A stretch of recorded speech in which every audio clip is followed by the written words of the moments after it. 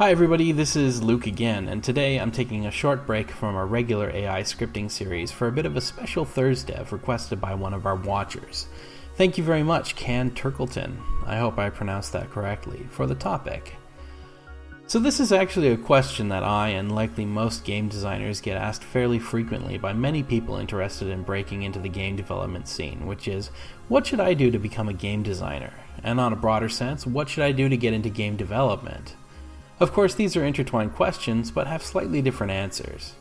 Since my personal discipline in game development is design and production with a background in QA, I'd like to field both of these questions to the best of my ability, or at least start doing so, and we'll open up for questions in our comment section afterward, which I can continue to address in following videos. So, you want to design video games. That's great, a lot of people do, and for good reason. It's a cool, fun, and honestly fairly coveted job. The outward appearance of the game designer is that of the person who comes up with the ideas for a game, writes them down, then sort of sits in the director's chair to make it analogous to filmmaking, and makes sure that the game is being made right.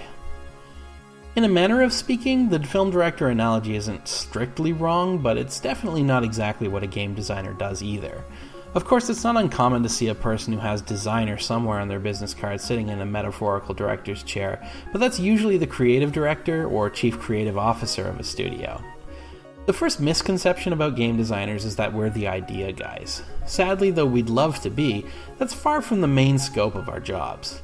A game typically starts as a pitch, or at least a rough idea, which can be anything from a few bullet points on the back of a napkin to a fully realized pitch document made in PowerPoint with custom concept art. This isn't always created, though, by the designer. More frequently, in my personal experience, this is done by a studio's creative director, by a committee, or sometimes by a production or even marketing team. There's really no one idea guy in games. The designers are the writing pool, the cameramen, the editors, the best boys, and the grips, and the location scouts, to bring it back to the filmmaking analogy. So the first thing that we should do before we even start to talk about what you need to do to become a game designer is to define what a game designer really is. Now, I think I should begin by saying that every development studio is different. Unlike a lot of industries, this is a business that's largely driven by creatives, and creative people are frequently less receptive to the idea of strictly defining roles. Indeed, in every game studio I've ever worked in or with, the definition changes a little bit in one direction or another of any real job. Maybe not as drastically as, say, producer, a role which even producers often struggle to define. Also, designers in varying studios will often have more or less responsibility than others. As a general rule of thumb, the bigger the studio you're working in, the more narrow your job becomes. But there are other things I should say before I get too far into that. In broad terms, there's at least one definition that's pretty much universally accepted when describing a game designer. They're the people who are responsible for translating a project's creative vision, in whole or in part, from concept into components that can then be created, if necessary, and implemented into the game. What that means is the game designer is the person who creates the things in the game before they're modeled or programmed, if that makes sense, on paper. And of course, by paper I mean any number of digital tools that are a lot more practical than actually using paper. What form this act of creation takes is often based on what kind of game designer the person is, as it's perhaps lesser known, but there are actually a few different kinds of game designers within the industry. In smaller studios, these different subdisciplines usually are less cut and dry because a single designer needs to be able to do all of the different areas of design, but in larger game companies they start to diverge a lot more. Throughout their career, most designers will dabble in all of the following, but most find fairly quickly that their own design strengths really fall into one of these categories. I'm going to name 3 broad types of designer here, and go into what each is as we go. Since it's where I fall most solidly on the spectrum, I'll begin with what's commonly referred to as the systems designer. This is the most technical of the designer archetypes, as they're designing what's under the hood of the game typically. The systems designer is responsible for defining all of the underlying mechanics of a game. Its many systems, from the way that each AI behaves, to their individual parameters and how they interact with the game world, what sort of mechanics are needed in the game, and how they should be created by the programming team, in theory. They're responsible for making sure that the game will work without becoming overcomplicated or messy, and that it'll be as tight an experience as possible through constant fine-tuning of stats, pacing, and game balancing. They'll also very closely work with the programming team typically, and are responsible frequently for a lot of the high-level scripting. The next designer archetype is the experienced designer. This, I think, is probably what a lot of people think of when they envision a game designer, really, though it's also more technical than many may think. The experienced designer is focused on ensuring that a game both looks and feels perfect for the project.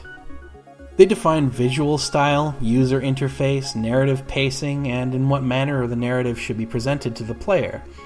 They typically deal a lot with gameplay flow, generally speaking ensuring that the game is as impressive, pretty, and fun as humanly possible. Then there's the content designer, frequently also world designer or more narrowly level designer. These are the builders, the carpenters, the crafters who take the building blocks of all of the above and assemble them within the game into the individual events and moments of gameplay that the player will encounter when they're playing the game, often through their engine of choice's event scripting language. A content designer is the person who creates all of those random encounters, all of those interesting set pieces that the player will come upon during the course of their playthrough. If the experienced designer is writing the story, then the content designer is writing the dialogue and prose. All three of these design archetypes are deeply intertwined and can be a major point of failure in any project if any of the above aren't properly done. Of course, a good development team can mitigate a bad design, but if they're polishing a turd, then the designer didn't do their job right. As you may have guessed, considering how each of these design disciplines are tied in with a different part of development, there are a number of potential inroads. Call it self-deprecating humor, but I like to say that a game designer is someone who can art, write, and program, but isn't good enough to be an artist, writer, or programmer. Indeed, to be a game designer, though it isn't your job to be able to do someone else's job, it's your responsibility to understand their job and how it works well enough that you can effectively talk shop with them without ever getting lost. I'm no programmer, but I need to know what an array, an enum, a vector, and a collision channel are and how they work. I need to know the difference between world space and screen space, and I need to understand the difference between high poly and low poly meshes, and to identify when something isn't properly skinned. I need to know how many texture channels can display on a mobile platform before asking my art team to build me a landscape. How many dynamic lights can exist in one chunk on a map, or if we can even use dynamic lights at all. I need to know my bone limit on any given skeleton, understand sound attenuation, high and low frequencies.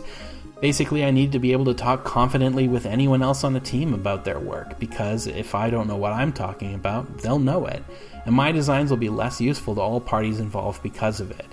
And you have to know that they will always know their shit a lot better than you will as well, because to assume otherwise is hubris. But you still need to be able to ask questions when you don't know something. Needless to say, the less ego you have about your design, the better. Now, designer also needs to be creative, because we need to be able to take a vague idea often and visualize it as a finished product, and connect every dot in between. The systems designer will want to come from a background, or at least have passing knowledge in a technical discipline.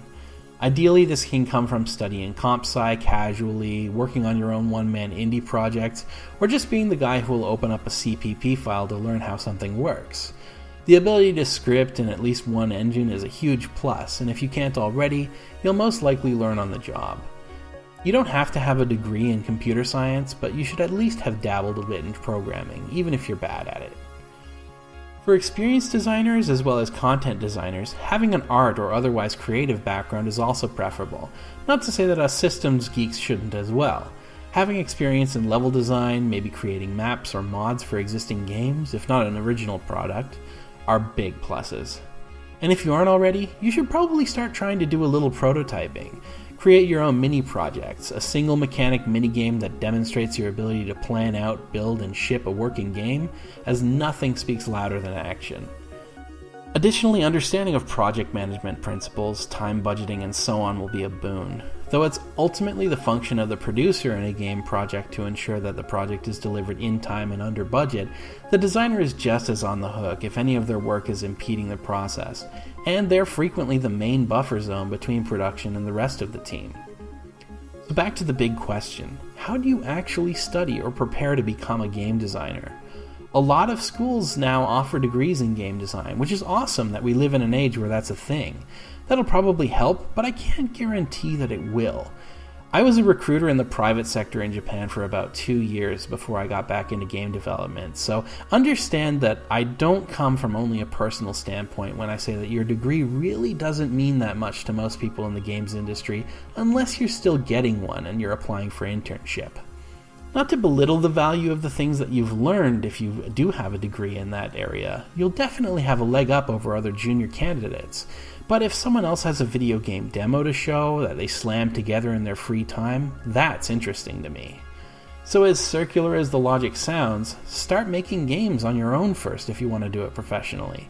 Especially if you want to be a designer. Making a badly scripted, badly arted game in your spare time is going to get you to the place where you can start talking to people who know their shit without making a fool of yourself.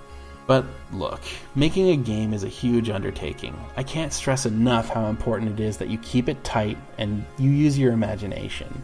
If you can successfully add one cool feature to an existing game style, you're on the right track.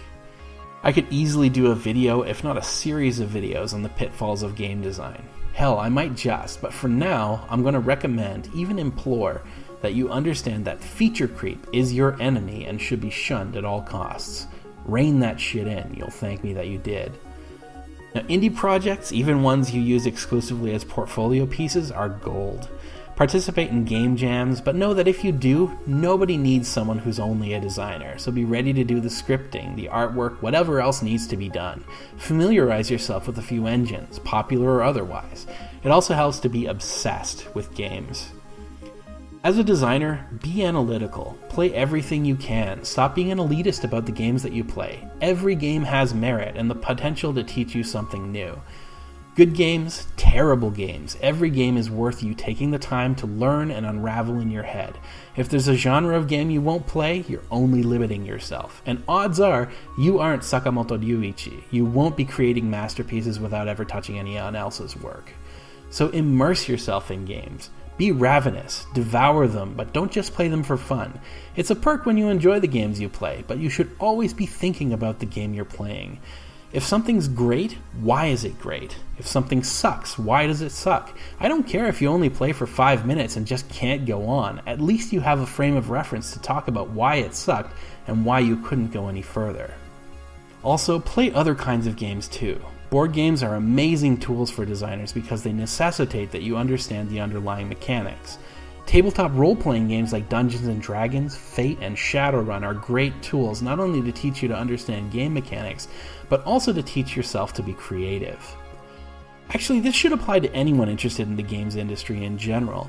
With a few exceptions in some of the art teams that I've worked with, everyone in games is ridiculously passionate about games of all sorts.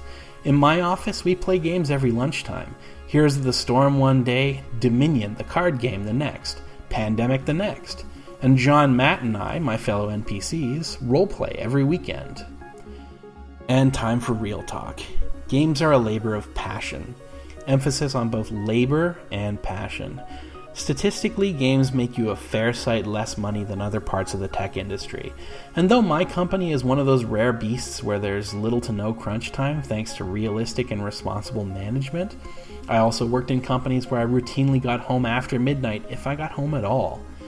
There are not a lot of old boys in the industry, so when you see a graybeard like me in their mid-30s, 40s, or beyond, they're the ones who really love what they do, but know that it has the potential to be a very rough industry. Google EA widow. Get ready to meet a lot of divorcees.